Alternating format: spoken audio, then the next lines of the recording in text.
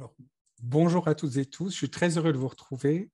J'ai eu beaucoup de joie avec vous il y a 2 semaines à partager, donc à partager ce sujet autour de Jésus. Nous avions vu ensemble des éléments concernant la fiabilité du témoignage rendu à Jésus. Et puis là maintenant, j'aimerais voir avec vous et Thomas donc cette question de Jésus-Christ, 100% humain et 100% divin. C'est assez facile, quelque part, de nous répartir le travail. L'un est humain, l'autre est divin. Je vous laisserai voir qui est qui. Et par contre, j'aimerais commencer en introduisant un peu notre propos. Comme la dernière fois, rappelons-nous que lorsque nous interrogeons sur Jésus, nous avons tous une image, une façon de nous représenter Jésus. Au cours des siècles, 2000 ans d'histoire, 2000 ans de représentation fait que Jésus a beaucoup de visages différents. Nous avons vu plusieurs facettes il y a 2 semaines. Dans le livre aussi, il y a plusieurs facettes et nous en verrons les deux principales, si je puis dire, ce soir, l'humanité et la divinité de Jésus. Alors, dans le livre d'Alain Nisius, il y a, dans les pages qui ont été consacrées pour ce soir, 2 parties. Une première partie sur Jésus le Messie et une deuxième partie sur Jésus, Dieu fait homme. Il nous fallait faire un tri dans ce que nous allions traiter et Thomas et moi avons décidé de nous concentrer sur la deuxième partie. Thomas travaillera surtout la question de l'humanité de Jésus. Jésus véritablement homme, un vrai humain. Pour ma part, je parlerai de la question de Jésus vrai Dieu et j'aborderai aussi la question de l'union des deux natures qu'on voit tout en bas ici. Comment on a essayé de penser que Jésus est en même temps vrai Dieu et en même temps véritablement un humain. Pour aussi nous permettre de sentir que nous ne sommes pas les premiers à nous interroger sur ces questions, nous avons eu ce désir avec Thomas d'inscrire notre interrogation dans une réflexion plus approfondie. Alors, quand je dis notre interrogation, c'est la question que je vais vous poser maintenant et que je vous demande de prendre au sérieux. De ne pas en faire juste comme, bon, voilà, c'est sympa, c'est une accroche. Non, mais faites une hypothèse. OK. Essayez de faire une hypothèse. Et si, et si, et si Jésus n'était pas Dieu? Première question. Deuxième question. Ou si Jésus n'était pas humain, qu'est-ce que ça changerait pour toi aujourd'hui? Est-ce que la journée que tu viens de vivre se serait déroulée différemment? Est-ce que ta façon d'être au monde, peut-être d'être chrétien, chrétienne, ta façon de prier, ou peut-être voilà, le sens de ta vie ou différentes choses, qu'est-ce qui serait différent si tout à coup, aujourd'hui, s'imposait à toi, ou une preuve irréfutable venait te dire Jésus n'est pas Dieu, ou Jésus n'était pas humain? Alors pour commencer, je vous propose simplement de prendre maintenant 1 minute, 60 secondes, pour essayer chacun individuellement de répondre à l'une ou l'autre de ces questions. Peut-être celle qui grince le plus. Peut-être que vous êtes plus... Qu'est-ce qui vous a le plus fait réagir dans ces deux hypothèses? Puis essayez de voir comment est-ce que... En quoi ça changerait quelque chose pour vous? Alors on va prendre 60 secondes maintenant pour ça.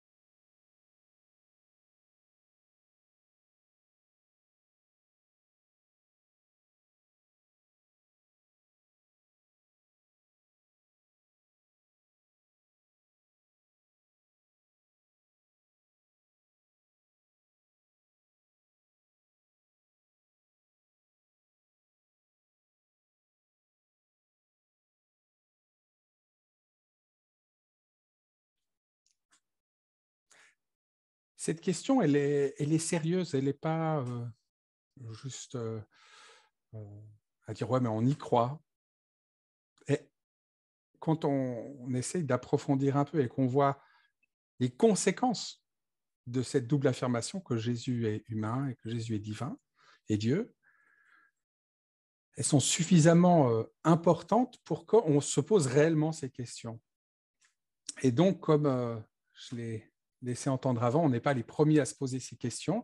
Et durant les 4 premiers siècles de l'Église, il y a eu beaucoup de débats, de recherches, de questionnements pour dire, mais qui est Jésus, en fait? Comment penser Jésus? Comment le comprendre? Et un des sommets de cette réflexion, ça a été lors d'un concile en 451, dans une ville actuellement en Turquie, de Chalcédoine, qui, entre autres, a fait cette confession de foi, a écrit ce symbole à propos de Jésus. Et nous trouvions intéressant de le lire avec vous, simplement en ouverture de ce moment. Il y a certains mots techniques, je ne prendrai pas du temps pour expliquer tout, mais peut-être juste un peu déverrouiller 2-3 choses. Mais voilà, je vais vous le lire. Donc, c'est vraiment spécifiquement à propos de Jésus. Nous croyons en un seul et même Fils, notre Seigneur Jésus-Christ, parfait quant à la divinité, parfait quant à l'humanité, il ne lui manque rien. Vraiment Dieu et vraiment homme, consubstantiel au Père selon la divinité, ça veut dire quoi? Ça veut dire de la même substance, du même être que le Père. Quand on dit qu'est-ce que c'est, de quelle substance est-ce que c'est? Eh bien, c'est la même substance que le Père. Dieu le Père selon la divinité. Consubstantiel à nous, selon l'humanité. Semblable à nous en tout, hormis le péché. Engendré du Père, donc il est le Fils qui est engendré du Père avant tous les siècles, selon la divinité, est le même, engendré de la Vierge Marie, Mère de Dieu, dans les derniers jours et pour notre salut, selon l'humanité. Un seul, nous croyons en un seul et même Christ, le Fils, le Seigneur, l'unique engendré, révélé en 2 natures, sans confusion, sans transformation, sans division, sans séparation, car la différence des natures n'est nullement supprimée par l'union, nature humaine, nature divine. Bien plutôt, les propriétés de chaque nature sont sauvegardées et concourent pour former une seule personne et une seule hypostase, un peu un synonyme de personne, un peu technique. Voilà comment, en un slide, nos pères ont tenté de répondre à cette énigme de Jésus. Et je laisse maintenant la parole à Thomas pour aborder la question de Jésus 100% humain. Donc Jésus pleinement homme. C'est vrai, comme ça a été dit, on a chacun notre image de Jésus. On l'imagine tous d'une certaine manière et c'est notre privilège. Votre Jésus ne ressemble pas au mien, entre guillemets, ce qui veut dire que le mien, il n'est peut-être pas tout à fait Jésus comme il est vraiment, mais nous avons tous le privilège de pouvoir connaître Jésus d'une manière unique. Et c'est vrai que je vais plus spécifiquement m'arrêter sur Jésus homme, ce qui nous mène évidemment au mystère de l'incarnation, comme vous avez pu le voir aussi dans le livre. Et j'aimerais l'aborder de la manière suivante. Alors d'abord, un mystère. Il y en a plein dans la Bible. Il y a plein en Dieu. Un mystère dans le livre qui nous intéresse et nous occupe est défini ainsi. C'est dans le dictionnaire à la fin du livre. Un mystère, c'est une vérité ou réalité qui a été tenue cachée pendant des siècles avant d'être portée à la connaissance de tous. il y a là une insistance sur ce qui n'était d'abord pas connu, pas révélé, et que Dieu a révélé par la suite. Alors, c'est une bonne définition. Seulement, ces mystères sont bien des vérités ou réalités révélées, mais cela ne les rend pas forcément compréhensibles ou explicables, dans le sens qu'on comprendrait comment exactement cela a été possible. Et ces mystères continuent à défier la logique humaine, aller expliquer exactement comment cela se passe quand Dieu se mêle de nos affaires. Je vous propose donc une définition alternative, mais ne craignez pas, elle vient d'Henri Blocher, qui est quelqu'un d'assez connu et une personne de référence. Il a, dans un cours d'ailleurs qu'il a donné sur l'incarnation, proposé la définition suivante. Pour un mystère, c'est une vérité que nous sommes incapables de démontrer, maîtriser, comprendre, expliquer tout entière. Ça va? En tout cas, moi, ça me convient bien, parce que combien de fois, je réfléchis au mystère de Dieu, et puis des fois, je fais des petits progrès. Je crois que je comprends un peu mieux. Puis après, je me dis, bon, je comprends un peu mieux. J'aurais de temps à autre une image d'un film qui a représenté le Christ. Un des premiers, c'est La vie du Christ en 1906. On voit ici le Christ représenté par un acteur. On verra d'autres images en cours de route. Continuons sur le mystère de l'incarnation. L'incarnation, il y a les récits vus d'en bas qui nous parlent de l'incarnation, qui nous racontent ce qui s'est passé vu parmi les autres protagonistes que le Christ, que le bébé qui naît, Matthieu et Luc, vous connaissez probablement ces récits. C'est ce que je dirais l'incarnation vue d'en bas. Et puis, il y a l'évangile de Jean en particulier, surtout le prologue, le fameux prologue qui raconte, on pourrait dire, l'incarnation vue d'en haut, de la perspective de qui est vraiment cet enfant qui naît. Et encore, il reste des mystères. Et puis, il y a quelques autres textes dans le Nouveau Testament qui affirment très fortement que Christ est le Fils devenu humain qui représente en fait le Père, qui représente en fait Dieu, qui est Dieu. Pardon.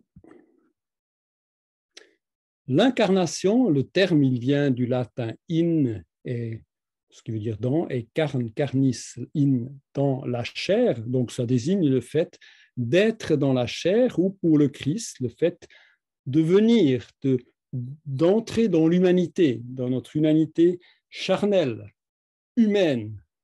Que s'est-il passé? Pour le cas unique en question, le Christ s'est revêtu d'un corps humain, enfin donc le Fils éternel s'est revêtu d'un corps humain et de la nature humaine, ou en termes trinitaires, si vous voulez, vu d'en haut, le Fils éternel du Père éternel est devenu homme par l'action du Saint-Esprit éternel dans la très humaine et humble Vierge Marie, entièrement humaine, elle, et pas divine, si jamais, je précise. Alors, comment cela s'est-il passé? Et je reviens à Henri Blocher, qui a donné cette affirmation, ce que nous affirmons biblique. Si vous voulez tout savoir ce qu'on peut dire, humainement parlant, Marie, qui avait peut-être entre 12 et 14 ans, a conçu un embryon qui a grandi, est devenu fœtus, sans apport de sperme humain. Ça vous va? C'est assez incarné, non? Assez incarné, et puis en même temps, voilà, le mystère de comment ça s'est passé reste un mystère. J'ai eu le malheur d'utiliser cette définition dans une prédication de Noël où je voulais être un peu concret. Alors, bon, le lundi d'après, j'ai eu droit à certains reproches comme quoi quand même Un culte, ce n'était pas le lieu pour... enfin, vous comprenez. Mais là, on est dans une soirée d'enseignement, donc j'ose y aller comme ça. Je reviens des représentations du Christ. Dans le fameux film Ben-Hur, hein, on voit Jésus, les fois qu'on le voit, toujours de derrière, jamais de devant. Il y a eu toute une période où Jésus était représenté, jamais de devant, parce qu'on ne savait pas très bien comment, oui, on n'osait pas trop, on voulait rester discret. L'effet dans Ben-Hur est assez fort. Voilà, une des manières de représenter le Christ au cinéma. Continuons sur le mystère de l'incarnation. Le Fils devient non seulement humain, mais mâle, il est mâle. Alors, je ne vais pas trop m'arrêter là-dessus, mais bon, il est effectivement mâle. Ce qui est peut-être aujourd'hui pas très politiquement correct. On pourrait se poser la question, oui, mais ce n'est pas du sexisme. Le Fils, Dieu, ben bon, enfin, je ne sais pas si ça vous pose problème que Dieu incarné, c'est incarné comme humain mâle.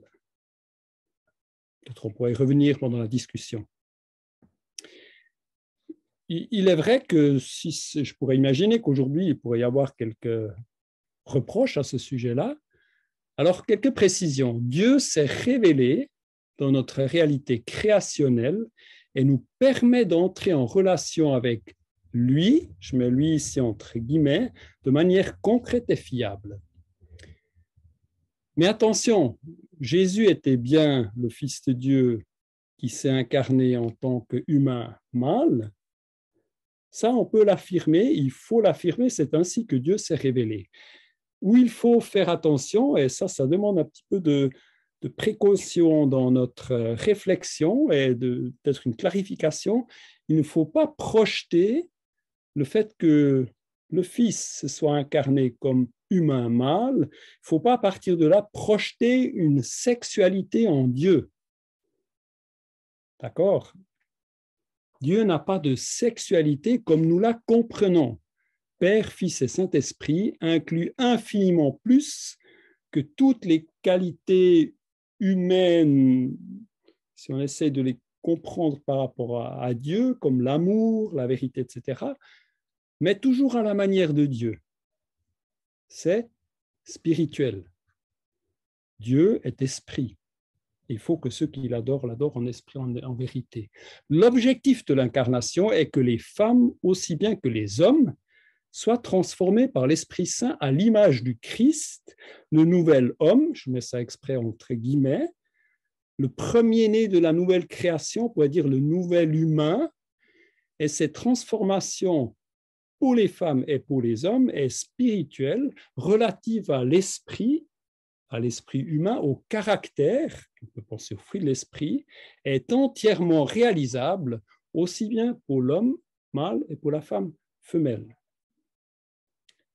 Il me semble que ça vaut la peine de faire ce petit détour sur le fait que il n'y a pas de sexualité en Dieu, pour peut-être un peu aplanir le terrain par rapport au fait qu'effectivement, Jésus, le Fils éternel, était bien mâle, mais ça n'empêche pas son œuvre d'être pleinement efficace et à permettre à des hommes et des femmes à être transformés à son image. D'où les affirmations suivantes. Jésus est bien mâle dans son humanité, mais ce fait ne limite en rien sa capacité d'être le sauveur de tous, hommes et femmes, ni de sa capacité de remplir pleinement son rôle, et je vais un petit peu plus m'arrêter là-dessus tout à l'heure, de souverain sacrificateur. Son humanité a été exactement comme la nôtre. Et là, je pense que c'est important. Jésus n'a pas eu le petit plus qui a fait qu'il avait l'avantage du Fils. Il a vécu la joie et l'exaltation, la tristesse, la colère, le deuil. il a été tenté comme nous en toutes choses. Donc, il a appris l'humanité et en particulier l'obéissance à son Père céleste. Alors, je ne vais pas prendre le temps de trop m'arrêter là-dessus, mais une des grandes questions qui reste un mystère aussi, c'est comment Jésus a-t-il pris conscience de son identité? Alors, ça reste, j'ai dit, ça reste un mystère. Il y a certaines choses qu'on peut affirmer, d'autres qu'on peut supposer. J'ai toujours été fasciné par le récit de Jésus à 12 ans dans le temple, de Luc 2, vous pouvez si jamais le reprendre à l'occasion, où on voit un être entièrement humain, un garçon de 12 ans, qui a une sorte de conscience que Dieu est son Père d'une manière particulière. Alors, comment il a eu cette conscience? Alors, bien sûr, on peut se dire, Dieu, son Père, peut-être lui a parlé, s'est révélé à lui. On ne sait pas très bien. Mais ce qui me frappe, c'est que dans ce texte, Jésus est présenté comme ayant interrogé les spécialistes de la parole, et ceux-ci étaient surpris par ses réponses. Il y a quelque chose d'assez particulier là. Visiblement, Jésus leur a posé des questions et visiblement, il leur a donné des réponses. Donc, je pense que Jésus, et puis je ne suis pas le seul à le penser, il a appris son identité au fur et à mesure qu'il a approfondi la parole et il s'est de plus en plus découvert comme étant ce fils particulier de son Père céleste. Et je pense qu'il y a eu tout un processus d'éveil en Jésus qui a appris aussi son identité, je pense. Alors, puisque ça reste quand même un peu un mystère et qu'on ne sait pas très bien, voilà, c'est ce que je vous propose pour ce soir. Peut-être on pourra aussi en parler plus tard. En même temps, Jésus était bien le Fils éternel de Dieu, de même que le Père éternel du Fils, de même que son Père céleste était le Père éternel du Fils, et dans leur réalité éternelle, ils n'ont pas à être pensés ou conçus en termes sexués. Finalement, David, tout à l'heure, il parlera de différentes interprétations de cette double réalité homme-dieu, comment on peut les penser ensemble, et notamment des justes conceptions et des fausses. Mais ça, c'est David qui en parlera. Voilà pour le mystère de l'incarnation. Ici, une image d'un Christ, je ne sais pas comment le dire, en tout cas en noir et blanc, ça on peut déjà dire, et un Christ un peu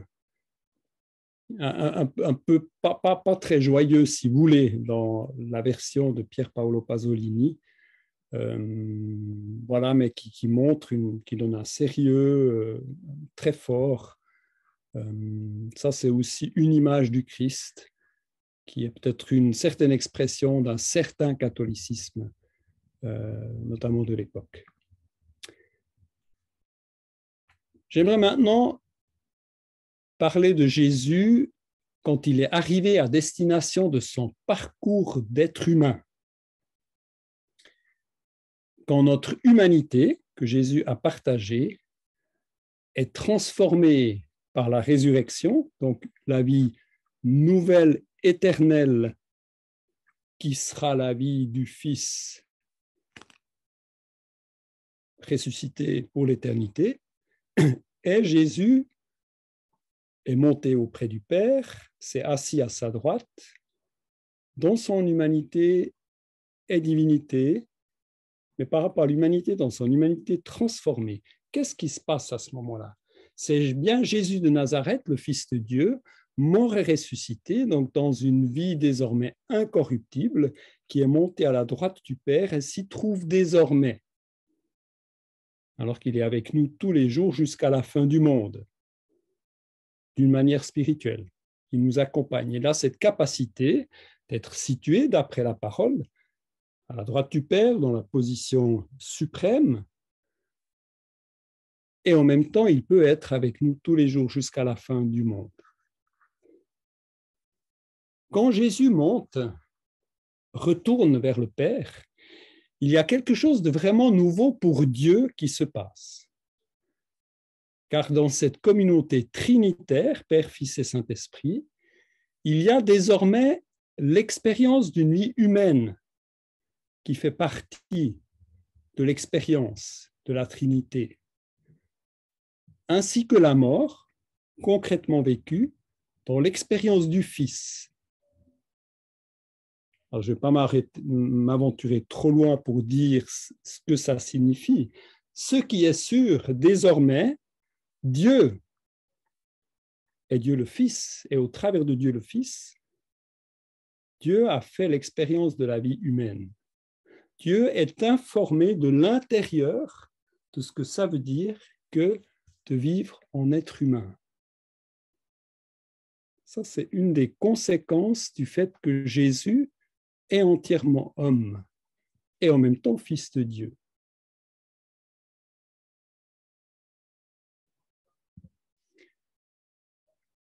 Le Fils avait pris sur lui exactement la même nature d'Adam, et donc la nôtre, avec toute la potentialité du péché. Il a expérimenté jusqu'à la mort sur la croix, il est revenu à la vie, c'est lui notre Seigneur, notre Dieu, notre frère, notre ami et notre souverain sacrificateur. Alors vous avez lu dans le livre, il est question des trois offices du Christ. Il est roi, il est prophète, il est sacrificateur. En tant que sacrificateur, et ce thème est particulièrement développé dans la lettre aux Hébreux, il y a quelque chose de très important qui a trait à son expérience de vie humaine. Ça, c'est une autre image de ceux qui ont vu le film ont peut-être été choqués. C'est un film très violent, très graphique. On peut l'apprécier ou pas, mais en tout cas, il a enlevé une certaine mort aseptisée de Jésus dans certains autres films.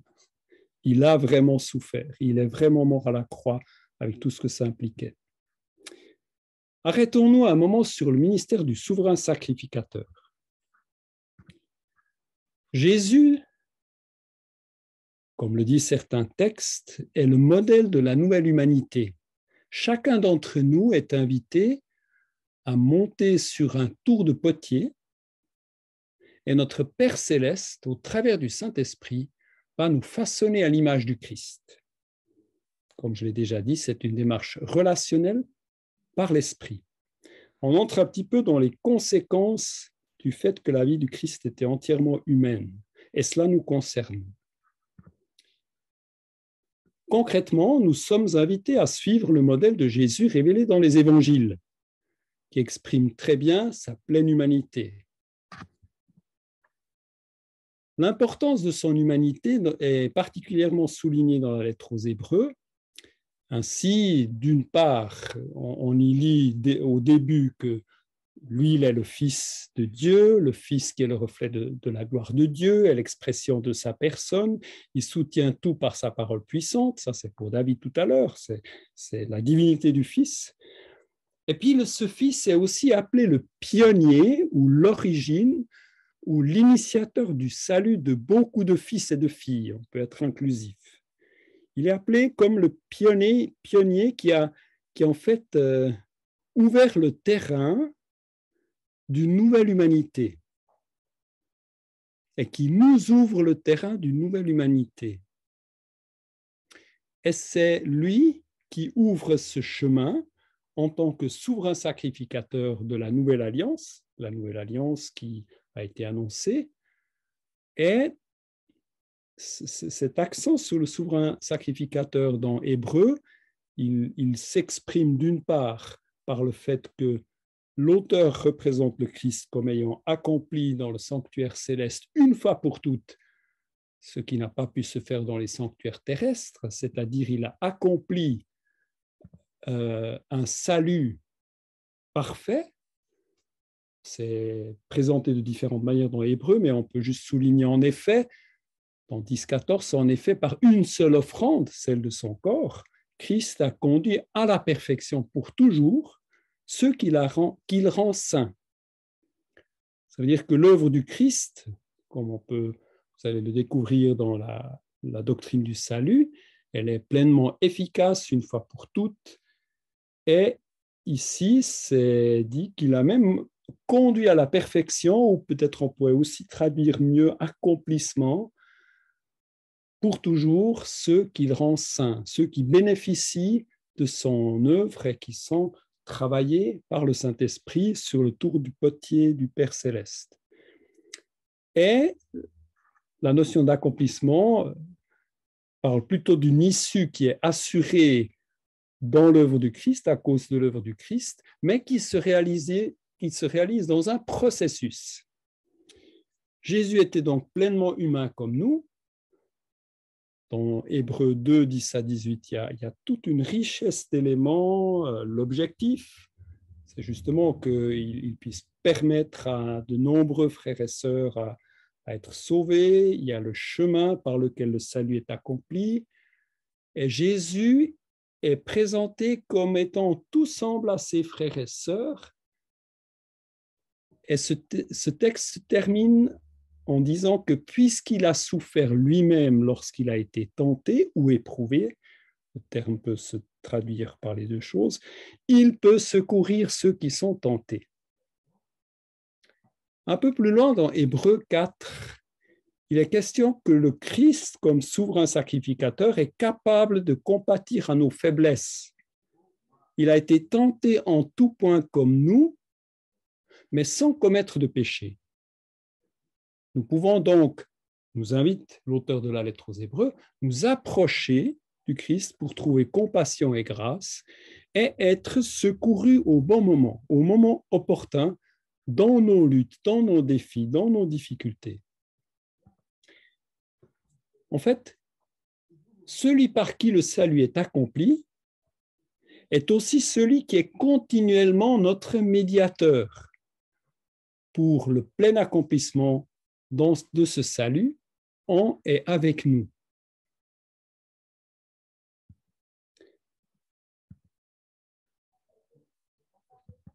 L'auteur de la lettre aux Hébreux insiste beaucoup sur cette humanité du Christ et souligne que Christ était sans péché.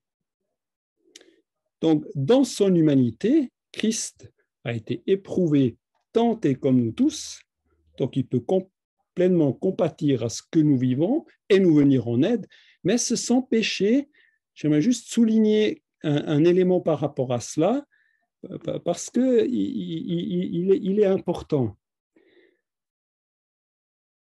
Christ a accompli la pleine humanité. C'est comme s'il vivait, inaugurait par sa vie cette nouvelle humanité et il a comme récapitulé l'humanité d'une manière unique et ouvre ainsi la porte pour que nous puissions aussi le suivre dans cette nouvelle humanité. Maintenant, le fait que Christ ait été sans péché,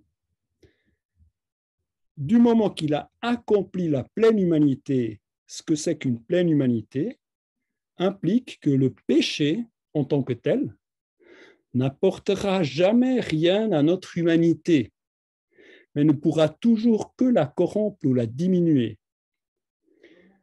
Si le salut accompli en Christ, la rédemption de notre humanité déchue est pleinement pour la gloire de Dieu, le péché restera toujours négatif. Et on peut citer Romains 6.1 où est cité justement un raisonnement fallacieux, mais est-ce que pécherions-nous pas pour que la grâce de Dieu soit d'autant plus visible? Il m'est arrivé par rapport à certains péchés qui m'ont posé problème à me dire, mais Thomas, est-ce que finalement, puisque tu as tellement de la peine avec ça, est-ce que vraiment c'est du péché? Est-ce que puisque c'est difficile, Dieu est bon, est-ce qu'on ne pourrait pas un peu s'arranger pour dire, mais finalement, ben non, c'est pas vraiment grave, c'est pas vraiment péché. Je ne sais pas si ça peut trouver un écho. On trouve des fois des raisonnements, voire des théories qui essaye comme justifier ou rendre un peu plus acceptable le péché. Non, la pleine humanité du Christ a pu être accomplie sans péché, et le fait d'être racheté du péché n'apporte rien de plus à notre humanité. Le fait d'avoir péché n'apporte rien de plus à notre humanité. Celui par qui le salut est accompli est aussi celui qui est continuellement notre médiateur par son plein accomplissement en et avec nous. Ah voilà, encore un Jésus. Je ne sais pas si vous l'avez apprécié, si vous l'avez vu ou pas. Ouais, ça vaut ce que ça vaut. J'ai bientôt fini, rassurez-vous. La vie du Christ, pour nous, a demandé à une parfaite obéissance, mais comme les évangiles en témoignent aussi, celle-ci n'était pas infusée en Christ comme par magie. Jésus a vraiment appris pas à pas, tentation après tentation, souffrance après souffrance, et seulement ainsi victoire après victoire. Il a appris l'obéissance. Il peut donc nous aider en connaissance de cause à le suivre sur ce chemin de la nouvelle humanité. Mais attention, dans l'hébreu, l'accent n'est pas d'abord sur notre capacité de vivre une vie comme Christ, mais sur sa capacité d'aider ses frères et sœurs en les motivant, en les conduisant et en les assistant. Le défi pour le chrétien est de rester fidèlement attaché au Christ. C'est un processus en relation avec la Trinité. C'est le Père céleste qui gouverne sur ce processus de maturation de ses enfants. Cette relation de soins éducatifs, si je peux dire ça ainsi, que nous confère notre Père se passe comme au travers du filtre du Fils, si je peux le dire ainsi, au travers de son expérience humaine très concrète qui permet à Jésus de compatir avec toute notre faiblesse et nos tentations et de venir à notre aide. Cette expérience était au point le plus extrême au jardin de Gethsémani, quand le Fils contemplait l'abysse de l'abandon qui était devant lui. Cette expérience plus profonde que ce qu'aucun être humain n'aura jamais à expérimenter a pourtant conduit à son exaucement. Vous vous souvenez qu'à un moment donné, Jésus a demandé, « Père, s'il est possible que cette coupe s'éloigne de moi, cependant, que pas ma volonté soit faite, mais la tienne. » Et l'auteur aux Hébreux écrit par rapport à cette expérience que Jésus, en demandant à Dieu d'être délivré, a été exaucé à cause de sa piété. En quoi Jésus a-t-il été exaucé? Il a demandé d'être préservé de ce qui allait venir. Mais l'exaucement a consisté en ce qu'il a reçu la force d'assumer l'obéissance à la volonté du Père, qui était aussi celle du Fils éternel, comme nous le lisons dans l'Évangile de Jean. Mais il a appris l'obéissance jusqu'au bout, Jésus, d'après la lettre aux Hébreux. Et Paul, dans Philippiens 2, y insiste aussi. Donc, voilà ce qui me semble particulièrement important et précieux pour notre expérience humaine, qui est comme jaugée par l'expérience du Christ ou qui est comme rejointe par l'expérience du Christ, c'est qu'aucune expérience humaine se situe au-delà de la compréhension compatissante du Christ, qui a vécu à la fois la joie la plus exaltante et le deuil et la souffrance les plus profondes. Il ne demandera à personne d'emprunter un chemin qu'il n'a pas lui-même emprunté avant.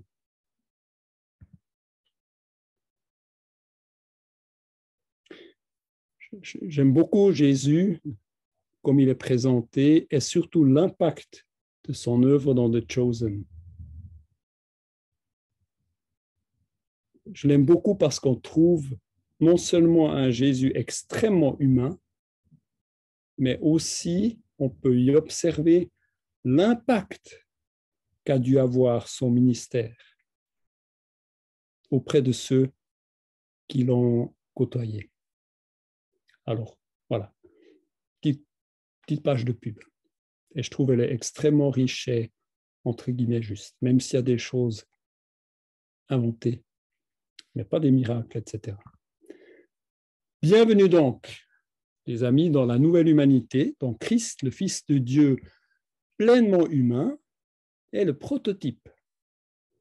Il nous invite à un cheminement de filles et de fils adoptés par Dieu, un engagement de cœur par lequel il nous conduit dans une soumission développementale qu'il a lui-même expérimentée, éclairée et fortifiée, donc nous, frères et sœurs, éclairés et fortifiés par le Saint-Esprit, qui nous transforme à l'image du Fils.